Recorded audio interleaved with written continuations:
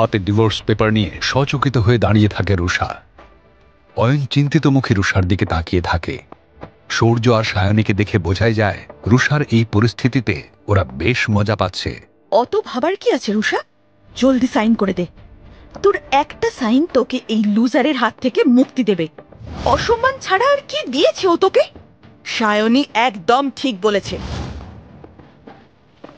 Divorce পেপারে sign করে মুখের ওপর ছুঁড়ে মার ওকে।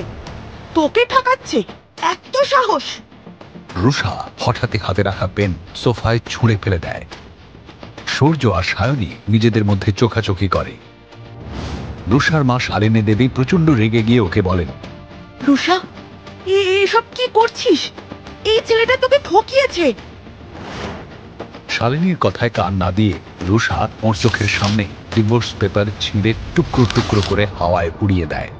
পুরো ঘটনাটায় অয়ন থম মেরে যায়। রুষা, পাগল হয়ে গিয়েছিস নাকি? হ্যাঁ, আমি পাগল হয়ে গিয়েছি। আমি বিশ্বাসই করতে পারছি না আমার আর অয়নের সম্পর্ক ভাঙার জন্য তোরা এতটা নিচে নেমে যেতে পারিস। আর তুমি এই দুজনের কথা কেন বিশ্বাস করলে মা? মানে কি বলতে চাস তুই? রাহুল আমার কাছে ক্ষমা চাইতে এসেছিল। ও আমাকে সব জানিয়েছে, কিভাবে সূর্য আর সায়নী অয়নকে বোকা বানিয়ে ক্লাবে ডেকেছিল, কিভাবে ওর অজান্তে গ্লাসে ওষুধ মিশিয়ে নেশার করে অয়নের সঙ্গে একটা অচেনা মেয়ের ছবি তুলেছিল। রাহুলও সামিল ছিল ওদের সঙ্গে এই চক্রান্তে।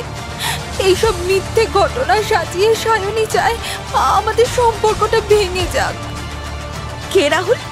আমি রাহুলকে চিনি না, এসব মিথ্যে কথা। সায়নীর ওপর আর রাগ ধরে রাখতে পারে না রুষা। ওর দিকে এগিয়ে গিয়ে ওর গালের সজোরে একটা চড় মারে। চড়ের আওয়াজ যেন প্রতিধ্বনিত হয়ে সবার কানে বাজতে থাকে।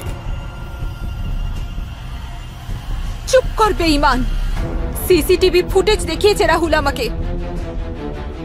এত কিছু হবার পরেও অয়ন এখনো এখানে শান্তভাবে দাঁড়িয়ে আছে, কারণ ওর জন্য আমাদের সম্পর্কটা জরুরি। অয়নের এগেইনস্টে ষড়যন্ত্র করার জন্য তোরা যে এত দূর যেতে পারবি তা আমি ভাবিনি রে কোনোদিন, সত্যি ভাবিনি। রাগে লজ্জায় কেঁদে ফেলে রুষা। ঘর জামাই হয়ে থাকতে থাকতে অয়ন ভুলে গিয়েছিল আত্মসম্মানের জন্য লড়াই করতে। রুষার চোখে জল দেখে ও বুঝতে পারে ওদের প্রেম এখনো বেঁচে আছে।